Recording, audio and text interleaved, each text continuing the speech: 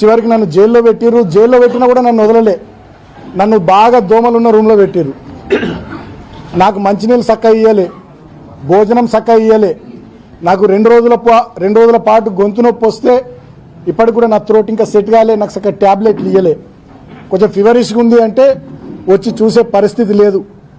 ట్యాబ్లెట్లు ఇవ్వరు, డాక్టర్లు వచ్చి చూడరు. మొత్తం దోమలు.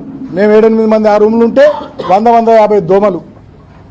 అంటే కావాలని చెప్పి మాకు రిస్ట్రిక్షన్స్, నువ్వు గిన్నెనే తిరగాలి, ఇగో గిదే బ్యారకు, బయటకు పోవద్దు, న్యూస్ పేపర్లు ఇయ్యరు, పుస్తకాలు తెప్పించుకుంటామంటే దానికి కోర్టు నుంచి పర్మిషన్ కావాలంటారు.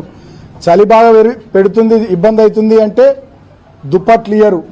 మా శ్రీకాంత్ అని మా అడ్వకేట్ ఒక 3 రోజుల తర్వాత పాపం ఆయన పోరాటం చేసి నేను కప్పుకోవడానికి కూడా దుప్పటి, దానికోసం మా ఆదిలాబాద్ చెందినటువంటి శ్రీకాంత్ అనే అడ్వకేటు 3 రోజులు ఫైట్ చేయాల్సి వచ్చింది.